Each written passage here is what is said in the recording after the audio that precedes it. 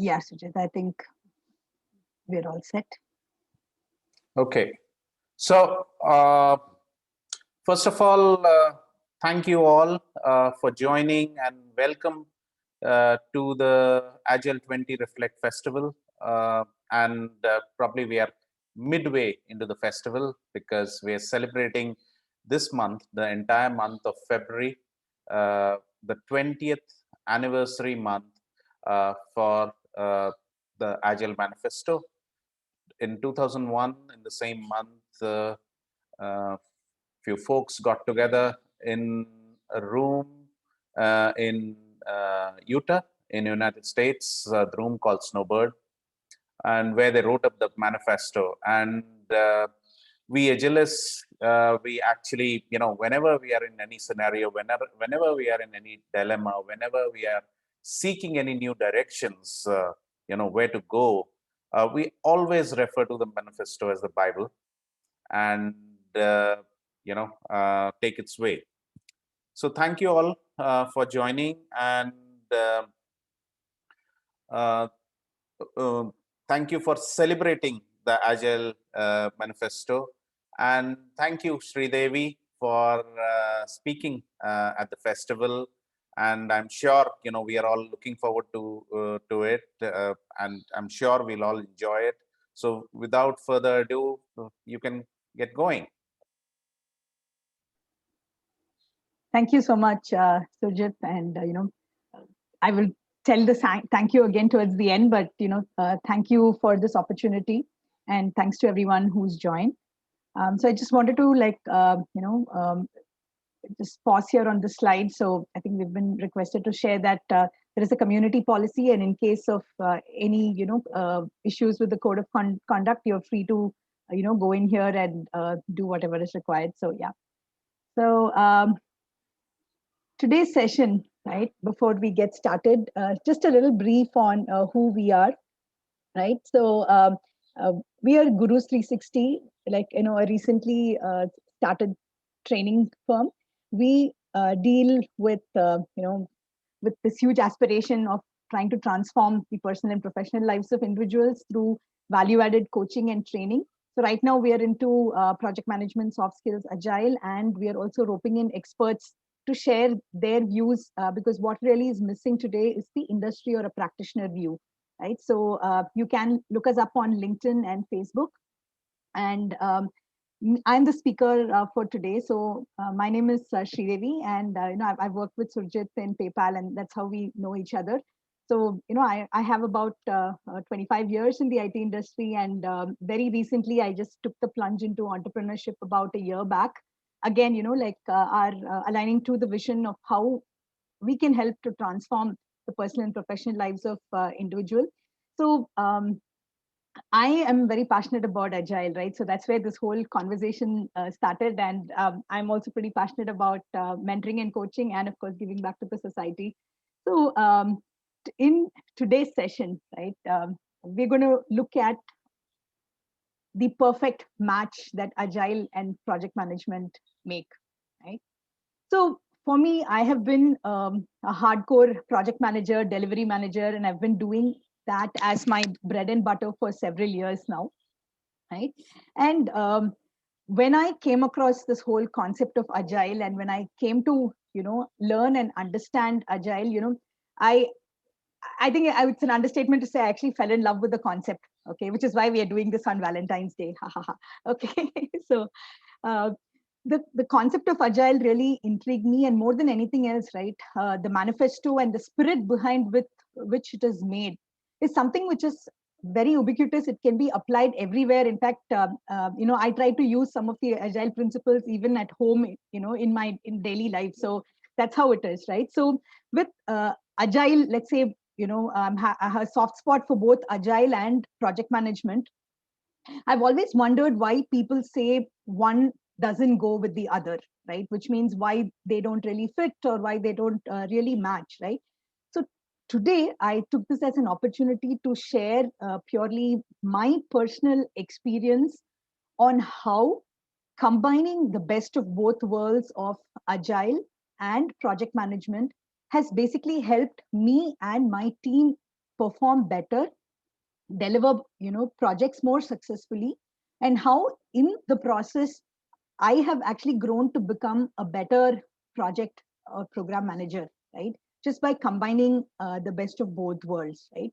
So in this session today, it's purely my interpretation of how I have looked at things, and I'm hoping that you have a few takeaways for you, right? So, and I'm hoping what worked for me worked for you. Okay. So let's start with the Bible of why we are all here today, which is the Agile Manifesto, right?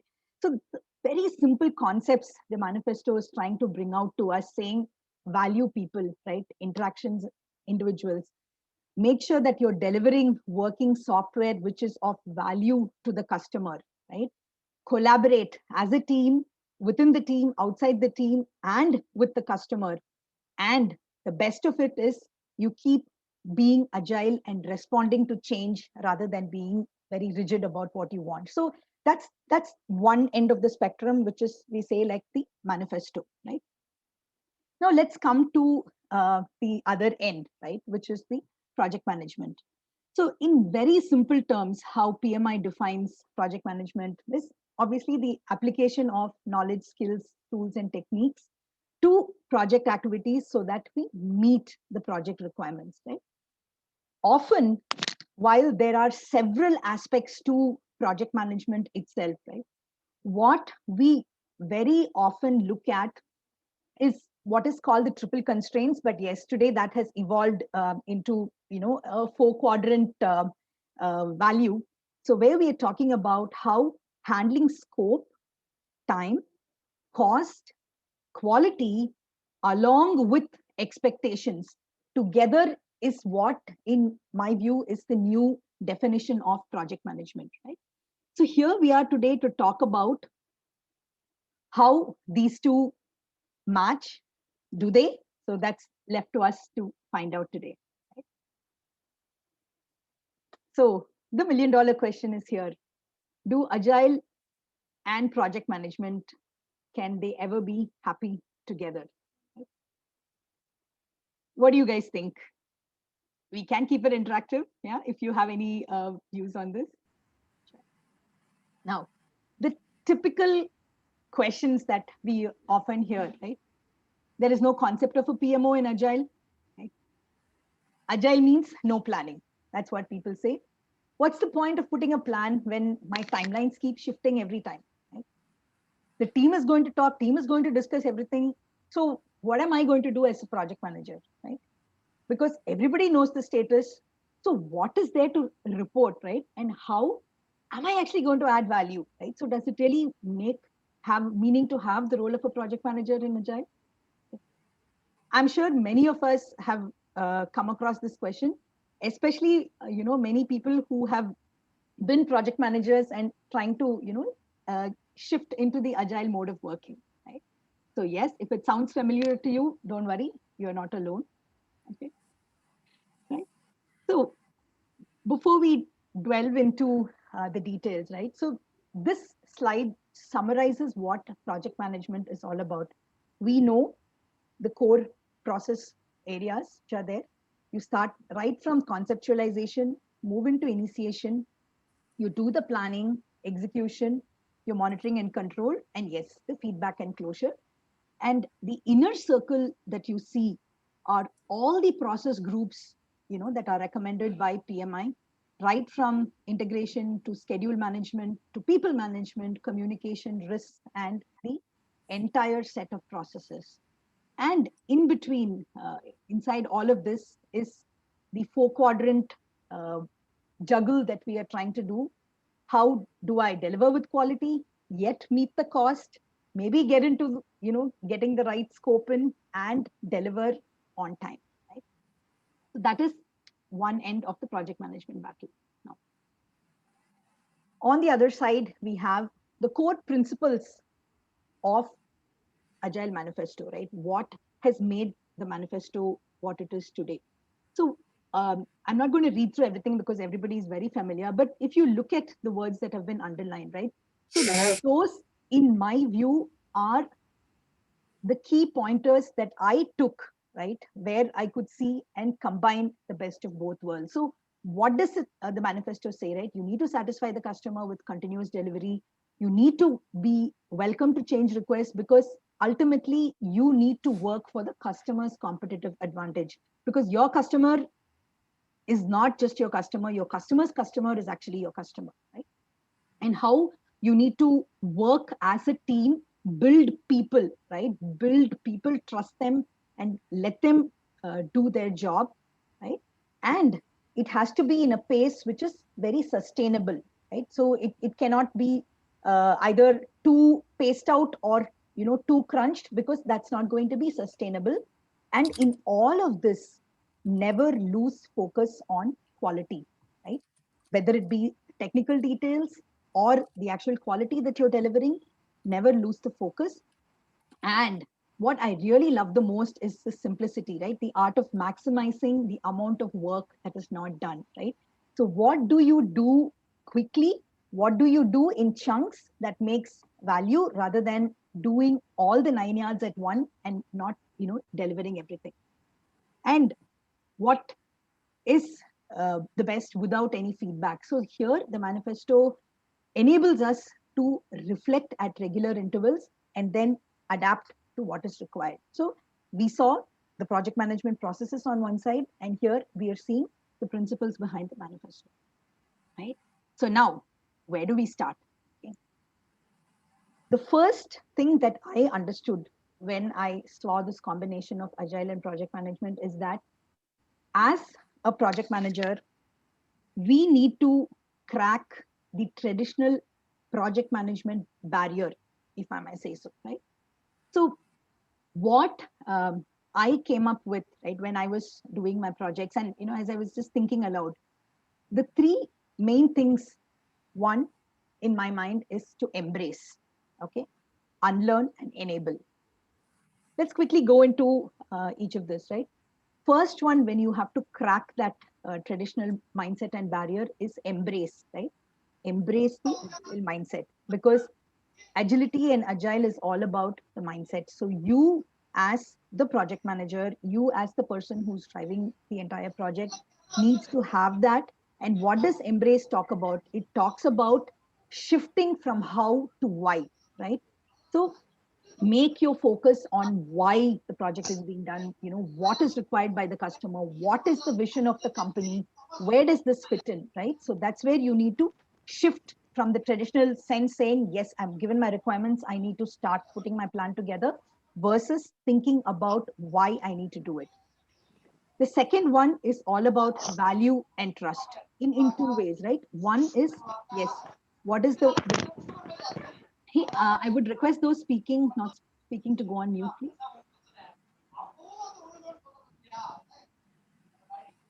So value and trust. So value can be interpreted in two ways: value of what we are doing, what we are delivering, and value the team.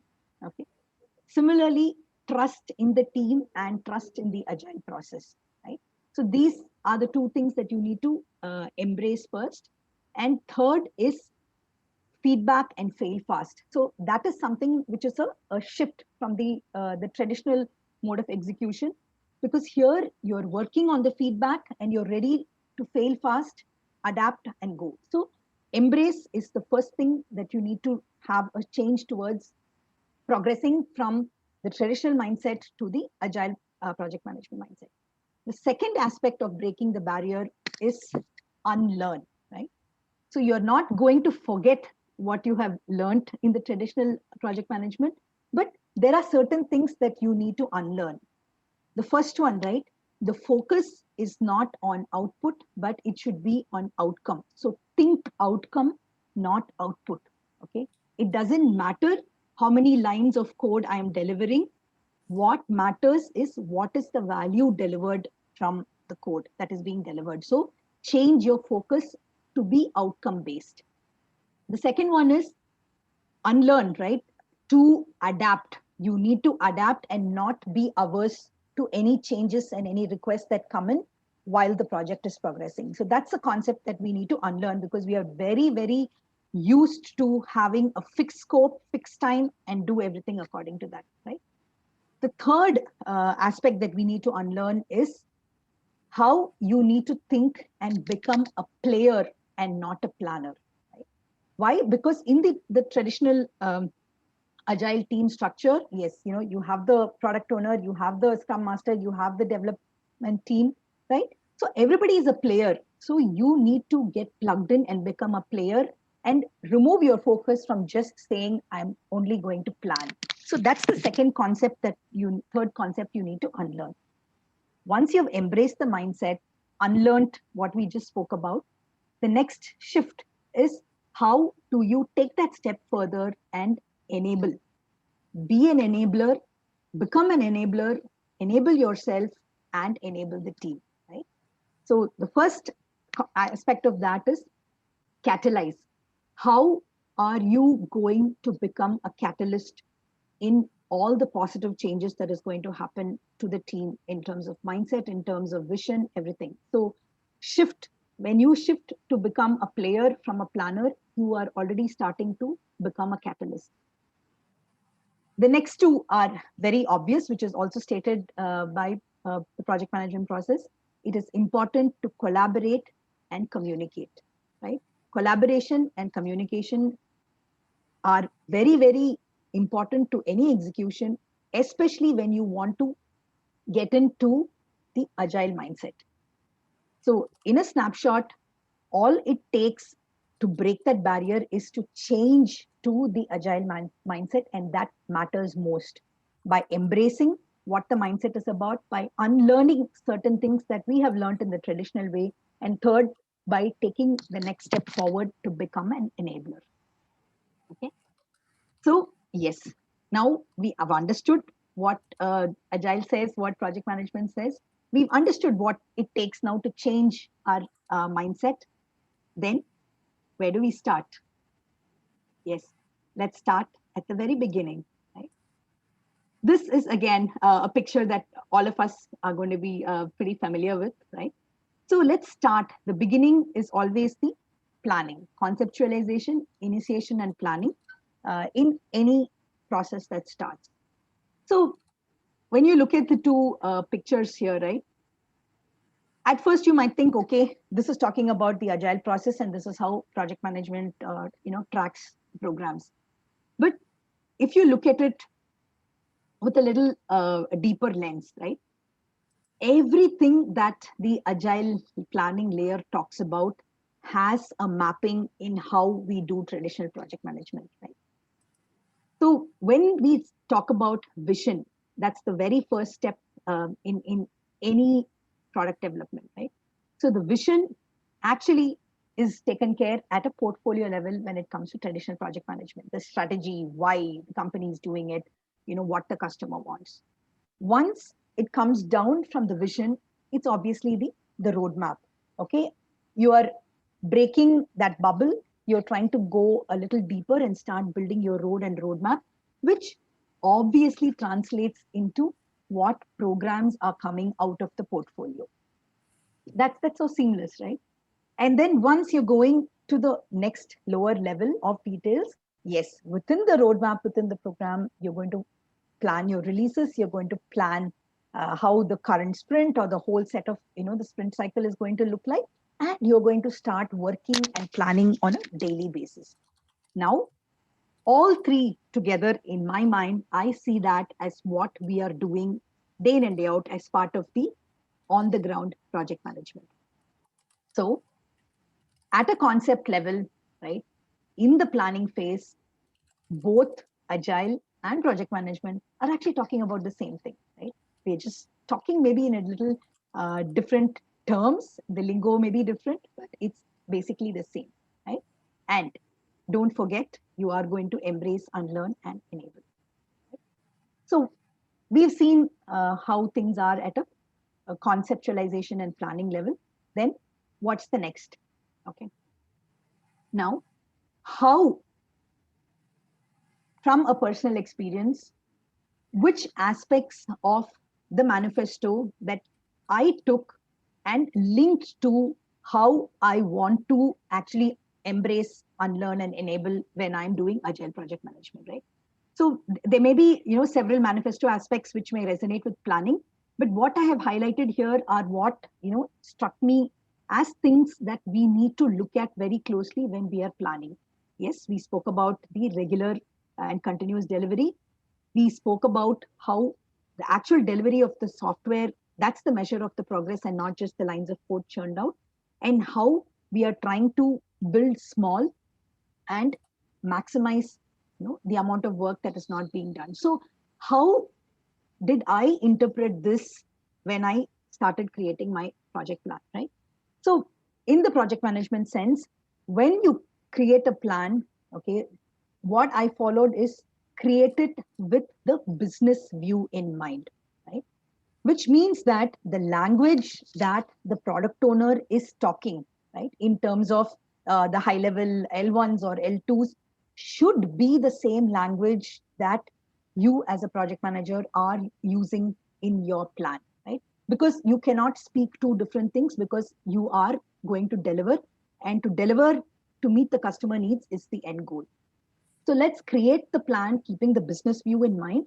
And when you start breaking down the plan, right, as your feature driven areas or based on the MVP or the minimum viable product or minimum proud product, as you call it, use that in all aspects of the plan, which means when let's say when I'm planning for an application that is going to transfer money between the sender and the receiver, right? So my plan should also treat it saying that, yes, this is the plan I am doing for this particular feature. It cannot just be saying my plan deals with the structure as front end for payment, front end for transfer, front end for receive. No, don't go with that mindset. Go with the feature driven mindset that your roadmap and your product owner are talking about. So that will actually help you when you go with the estimations, you do the entire release planning, you do all that for that particular feature, you do the architecture for the feature, and you start executing for that feature. Because what Agile says is you need to deliver frequently and you need to know just what is enough now to make decisions and go forward. So you as a project manager, when you're creating the plan, you need to keep that in mind. And that's why I break it down, your plan, into the feature driven or MVP based as your product owner has the vision. Right? The third thing which I took as a best practice is to plan keeping the end-to-end view, even when you're doing the plan. So it's not just about delivering the code, integrating and putting it out into your code base. No, you are going to plan with the end-to-end view, what it takes to get that piece of code of sending money into market and into the launch, right? So that is how you need to plan, and not just say, yeah, this is my development, this is my functional test, unit testing, functional testing, end to end. No, you need to think beyond the traditional delivery. So when you start thinking beyond the traditional delivery, you yourself will formulate that end-to-end vision, and you are going to keep it so transparent to people that the team might look and say, hey, yes, maybe this is something that we did not think of. So that's where you need to think end-to-end, think beyond the traditional delivery. And last but not the least, this whole concept is nothing but continuous planning, right? Whether I'm planning module wise, within that module wise, I'm planning sprint wise, I am doing continuous planning. It's not plan once and forget, right? And take it only later. So these concepts were what I used when I actually started getting into my planning mode. When I try to relate what I took from the manifesto and put it onto the plan. Right? I'm moving on further if there are no questions. So we have talked about planning, what I viewed as the best practices to come. Yeah, Sujit, you're on mute. Yeah, sorry to interrupt you, but then Sheila has some questions on the chat. Maybe you take it now or later. Just wanted to let you know. Okay. Oh, okay. Yeah. Thanks. Sure. Thank you. I put it in the chat because I didn't want to interrupt your flow, and I figured you might answer it as you go along. Sure, Sheila. So maybe we'll just like go through the flow and then, leave aside a few minutes for questions. Is that okay? That's fine. Sure. Thank you. So now that we've spoken about planning, what's next, right? Next is the action time, which is nothing but the core of what we do, which is execution, monitoring, and control. So now execution takes up, the maximum duration in any project, right? So what is required for us to embrace, unlearn, and enable when it comes to execution, monitoring, and control? Now it's very simple, right? What do you do first? You have the either your entire product backlog or sprint backlog that you're going to take, right? What happens there? In traditional terms, you're doing nothing but scope management at that level, right? If it is a sprint, you're trying to do scope management, every 3 to 4 weeks, whatever is your traditional sprint cycle, right? So the traditional process of scope management fits in right there. That's how I saw it, right? And then what happens? You start with the sprint execution, right? There, what do? Every iteration, you get an opportunity to review the schedule. You get an opportunity to do the schedule management, right? What got completed? What didn't get completed? Is it going to take more time? Do I need to reprioritize? So iterations is where you start thinking schedule management. You think quality management. Why? Because every day every sprint, you're going to know whether there is some issue, there is some blocker, how is it going to impact, right? So that's where you use the iteration as an opportunity for you to do the traditional quality management, and obviously the stakeholder management, because it's all about talking to various teams, talking about dependencies, talking to the customers. So in my mind, iteration is where these three core concepts come in, right? And then what happens? You plan for the sprint, you execute your iterations, and every day we meet, right, in the form of stand-ups. So what happens there? That's nothing but another way to look at communications management, right? Because you are going to track what is going on, whether it be the blockers, the status, what's happening in the team. Everything can be done as a using the daily stand-ups. And the important aspect of project management, which is risk management, right? So just look at it. It gives you that wonderful opportunity to do risk management on a daily basis, right? And that's where, as you can see, we will speak about that next. It's an opportunity for you to do proactive project management. You are not just going to say that, hey, this issue occurred, but I will be able to predict saying, hey, this is going to be a risk. This is a risk that we have not thought of, right? So that's where the daily stand-ups are a wonderful ceremony for any project manager to look at the traditional risk management. Then what happens once you finish the sprint? Yes, you have your sprint reviews, demos, retrospectives, right? So these ceremonies, I look at it as a way for integration management, which is nothing but looking at your entire project holistically, right? From the schedule, from the cost, from the scope, all that it takes there, right?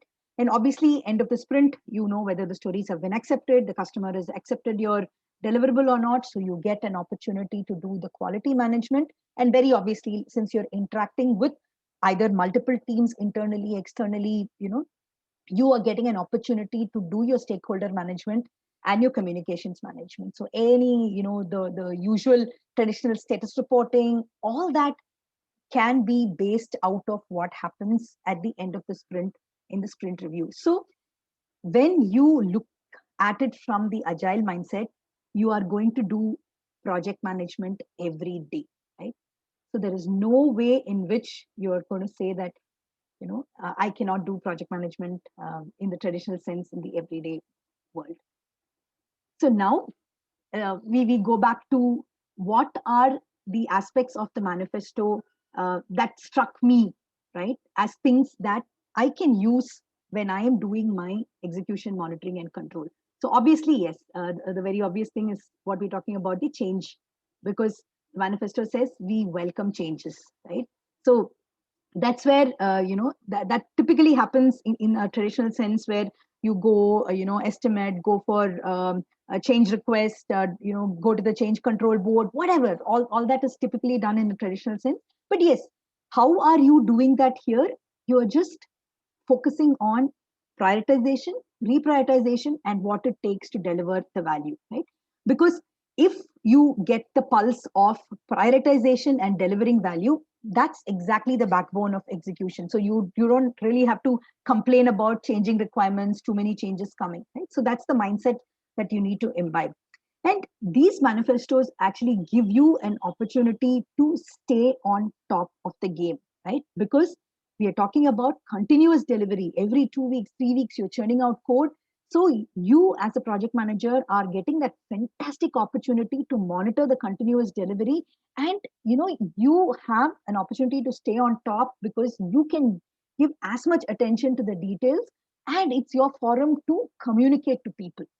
So this the manifesto aspects help me in my execution, if I go and stay on top of the game. And obviously this means I'm not going to take my eyes off the bigger picture, because what typically happens is, as you go from the entire release planning to the sprint planning, you tend to start focusing on things that are happening every day, right? That is something that you should do. But the value that you bring in as a project manager is, don't take your eyes off the bigger picture, because some things might change here, but your goal and your vision, what you created in the plan, is the bigger picture to deliver what the value to the customer, and don't take your eyes off the bigger picture. And as I said in the previous slide, right, things like risk, stakeholder management, you can do that every day. So look at it as an opportunity to do proactive project execution, because at the end of the day, if you have to move from a planner to a player, you become a player only when you're top of your game, which for which proactiveness is really the unwritten rule number one. There is no point in telling people, yeah, the project is in red. No, are you able to predict it? And that can happen only if you're proactive, and Agile gives you that opportunity to do things like this every day. Right? So next, we've seen the planning aspects, we've seen the execution and monitoring aspects.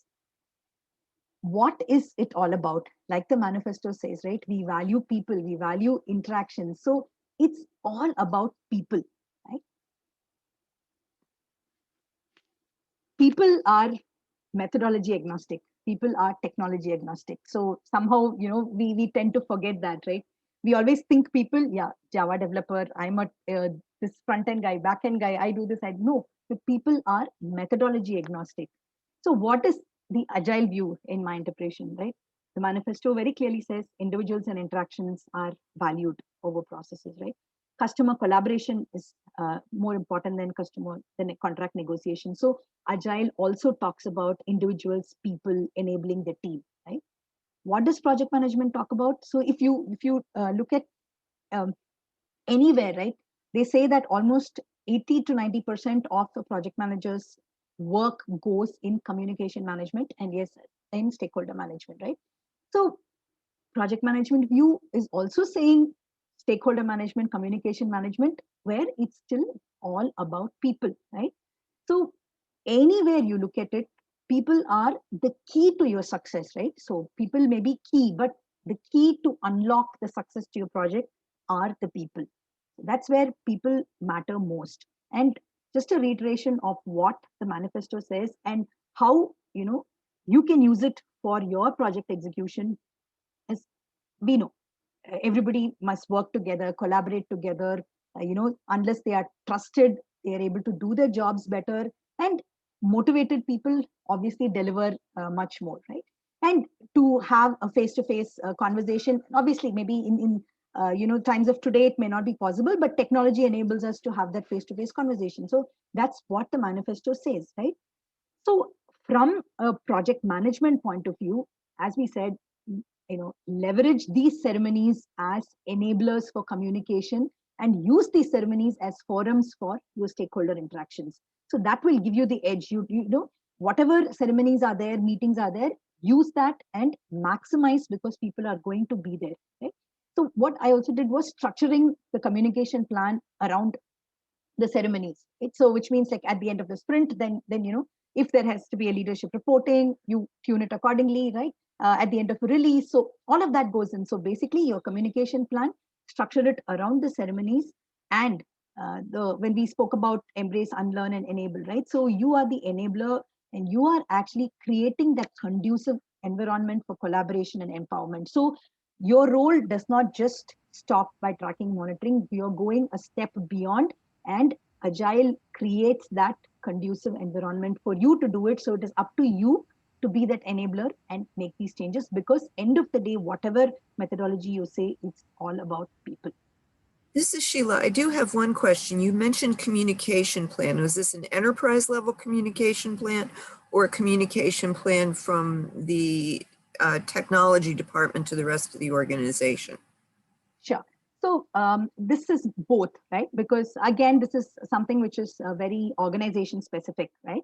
So if you look at it, there could be various levels of communication. One, and obviously, as a project manager, your focus will be very different in different, it caters to the different audience. So if it's just a team or a technology level communication, then yes, you are still going to state the business value that's going to get delivered, but you might go a little more into the technical details, right?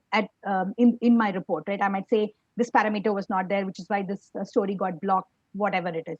But when I'm going to go like a step further, right? Like maybe at the end of the sprint or the release, when I'm going to communicate to my leadership, so then it's the same data, same information, which I'm going to communicate differently, right? So that's where, depending on the audience, you're going to change the mode of communication, but and what content goes in, but the data that you're going to pick up is obviously from what you're going to find out day in and day out from the project.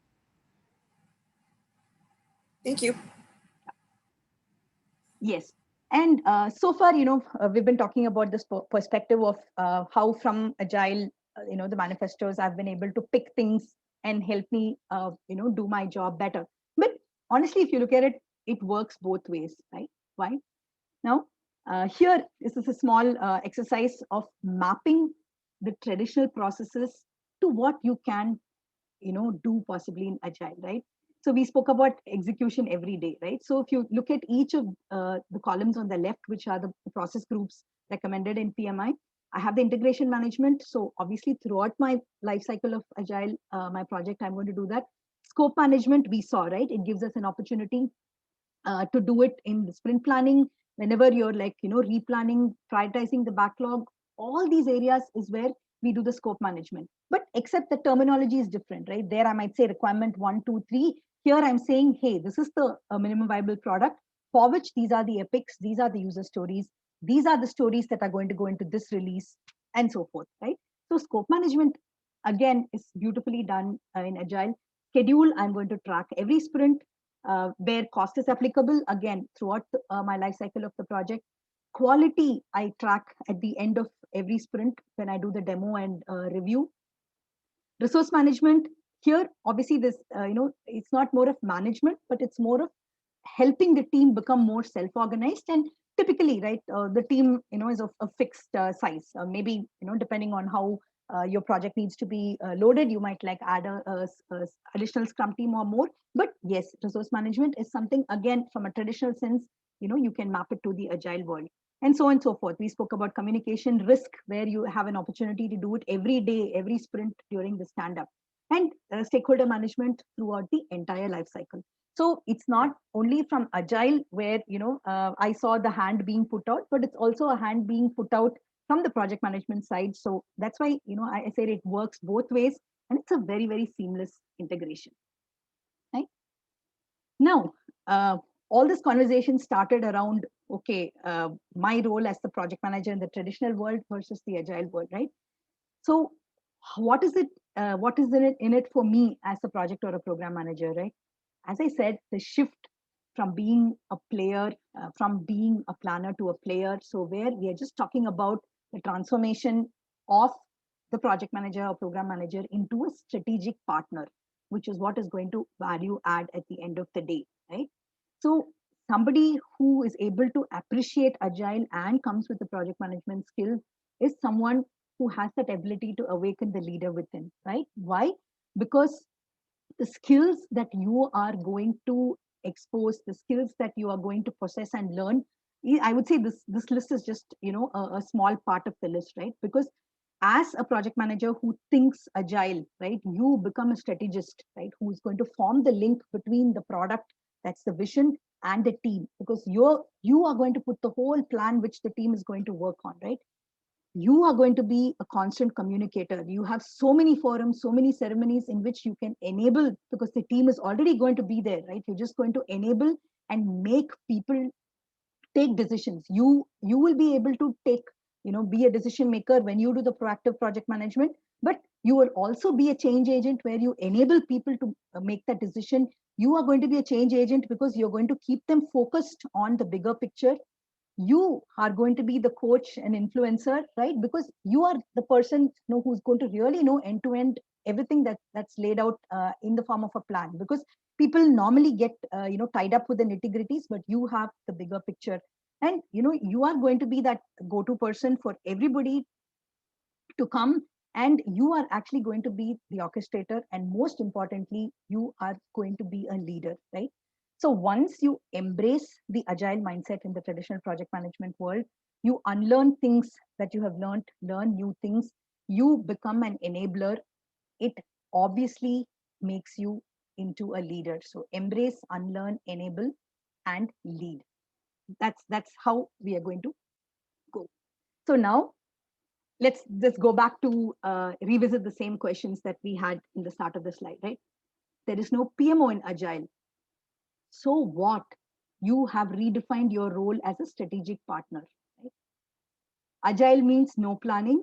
No, it means continuous planning. So your value is definitely going to be there. The timelines keep shifting, okay? Because you have embraced mindset, agile mindset, you're going to say, it doesn't matter, right? What is the value of what I am delivering? So that's the way you're going to think. Say team is discussing everything, it's the same problem we had earlier, but you have changed. You have become a communication enabler. You have become a whiz at stakeholder management, right? You have become an expert in driving decisions. So it's to your advantage. Now, everyone knows the status. So what's there to report? As I said, talk the bigger picture, think business value. So that is will help you drive down the vision to the team, as well as, when the leadership is going to ask, you are going to talk business, you're going to talk the bigger picture, right?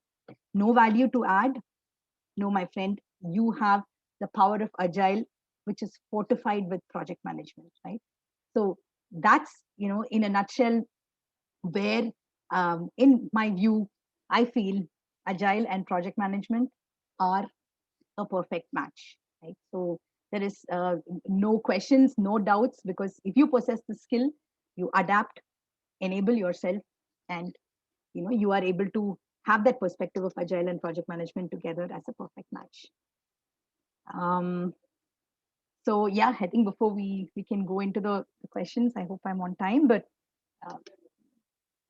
I think we have some questions on the chat. I'll just stop share for a second.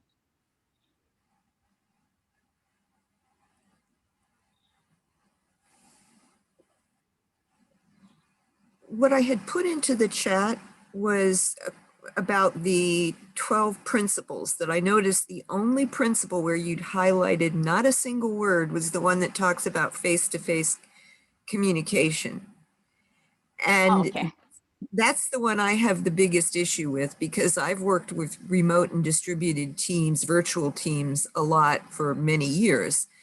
And I don't think that that interferes with our ability to collaborate successfully. So I was curious about your perspective.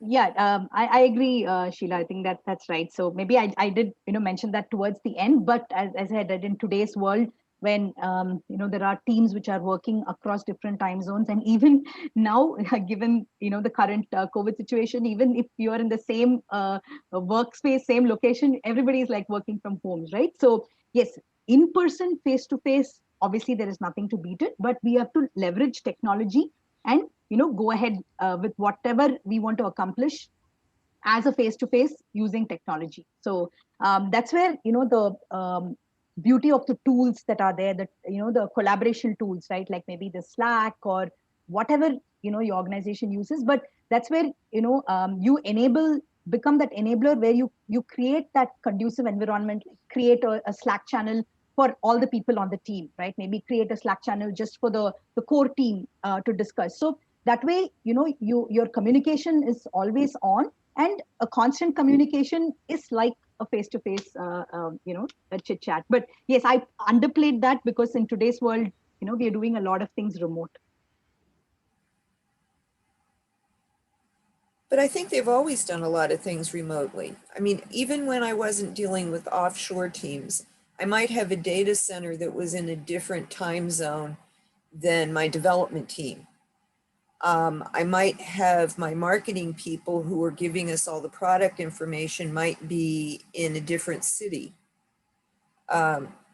So if you're working with a large enterprise, sometimes even with small startups, I've been finding that there might be 3 people sitting in one place and 5 people in another and that kind of thing. So you still have that need for communication. It's just a little more effort.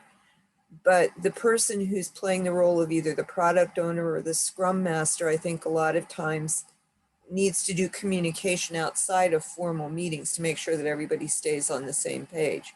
Whoever's doing that servant leadership role. Yes, that's absolutely right. So what goes, I mean, my intent in saying use what ceremonies are already there as enablers is because you possibly have the team already present. But yes, nothing really happens only in meetings. Several things happen offline, and that's exactly what stakeholder management is about, right? So you're absolutely right. Yeah. Well, and it sounds like you've done some things at the program management level. So I'm curious, have you worked in situations where you needed to do collaboration between teams? Yes, several times, right? So that's where we kind of use have a lot of what do you say meetings one-on-one with just key people, right? Like let's say, for example, now between 2 teams, if we have to like come to like a major decision on some handshake between the 2 gives and gets, right? For example, so what I have done is probably have a smaller group of people, give them the context up front, say that, hey, this is what is coming up, right? And then when you have the formal meetings, each of the parties who are maybe in different teams are already tuned, right, to what is the expectation, what needs to happen. So that makes these meetings much easier. But yes, I mean, I've done a lot of things where we have different time zones, different teams, in fact, like external parties and, the company. It's not just maybe vendors, partners. Yep. So in various flavors, you need to kind of tweak it. But what you need to keep, underlying in your mind is we are all working towards a common goal. And that's what this agile mindset is all about. So once you are into that mindset, then, everything is like, okay, how do I resolve and move to the next one? So it's all about collaboration and communication. So Sridevi, there are a couple of questions from Funny and Carol. Okay. So Funny's question, how about typical roles in both the methodologies? So Funny, when you're talking about typical roles, you're talking about engineering manager, tech lead, those kind of roles? Yeah, hello. So things like, you have a project manager, program manager, delivery manager, etc. And here we have scrum masters and chief scrum master and so forth. So how do these 2 like get mapped? Correct. So, I think like some of the conversation, if you've been like following in this presentation, so it's all about, yes, we have these roles, right? Like the organization still has project manager roles, but how are you enabling those roles to actually come to the agile mindset and do what is required there, right? So many a times the designation may be different, but it's more important to find out what they are doing as part of that role, right? So in many organizations, maybe like, the project manager is also called a scrum master, right? Maybe when they take care of 2 or 3 teams, they're actually called project manager, but they do scrum master role, for all the teams, right? So it all depends on that particular organization and what is that role. But, if the organization has that role, then there is always a way to work that around into that agile execution, right? Because maybe like an engineering manager roles are not even there, right? Not even project manager or not even engineering manager. So it's all like what I have spoken about, how project managers need to readapt themselves. Same way, the traditional engineering managers also will have to readapt themselves into the agile mindset. So because it's going to be self-organized teams, how do you handle all of that? And it all gives you, time, because when the team and the, is already doing what they are doing, you have time to think about strategy and, go to the next level, to do things for the project. Yeah, thanks. So Carol has a question as well. What is the greatest challenge that you had? Okay, transitioning from to edit. Yeah. So I think thank you, Carol, for kind words. But yeah, I think the initial questions that I had in the presentation, right, like saying, timelines keep shifting. Nobody was going to like look at the plan. There is no documentation. So my initial mindset was all that, it's all like haphazard. Okay, how is it going to like work for me, right? So then the interesting aspect after you embrace that agile mindset, it's you saying, initially I thought, okay, you have to put a method to the madness, but then when you realize that this is not madness, right? There is a agile in the manifesto have called out the principles so beautifully, but it's for us to learn, understand, and plug in. So the typical questions that I had put on the first and last slide were, some of the challenges which I had, right? So what's my role, right? What am I going to do? Because in the traditional sense, as a delivery manager, you take care of people, you take care of everything within the team. But here, the team does everything by itself, right? So that the mindset was the biggest challenge. But when I learned really to fall in love with Agile, I think I overcame that. Yeah, so it was that period of learning and embracing the learning for you that really helped. Exactly, yeah. And that's when you try to see the beauty and you try to map the two, because as we said, right, everything talks about delivering to the customer. Everything talks about people are most important. So just say that maybe it's the same thing, but people have a different methodology and different languages, but ultimately we are talking about the same. So it's just the best of both worlds is what I took it as my learning. And that's how we've, as a team, we've been able to do much better, because you have become that strategic partner who is going to help all roles, traditional roles in the team, to do better. Thank you.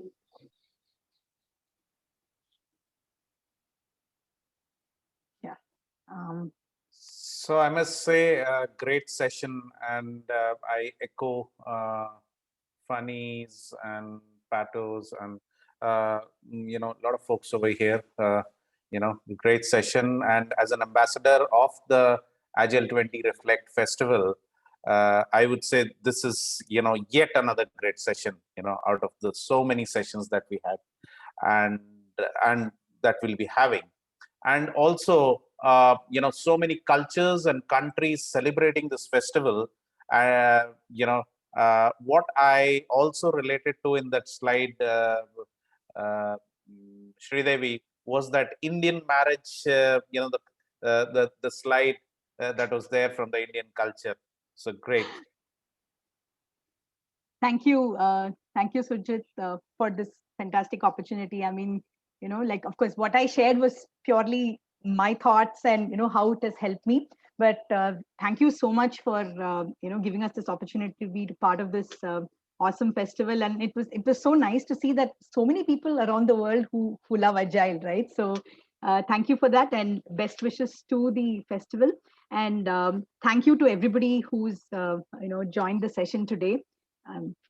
It really means a lot, because people joining from different time zones, and I hope that you've had some value add and take away from that. And any questions, anything that you have, you can actually go back to that main event and kind of my link to LinkedIn as well as our Gurus 360 page is there. So looking forward to any conversation you want to have, even outside of this session, anytime in the future. So Great. Thank you, and thank you all, the audience, and everybody. Do enjoy the remaining days of the festival, the whole of February to go. Thank you, everyone. Thank you, Sujit. Thank you very much. Thank you. Yeah. Thank you Bye. very much. Thanks, everyone. Bye Bye. then. Thanks, Bye-bye. Sajid. Thank you. Bye.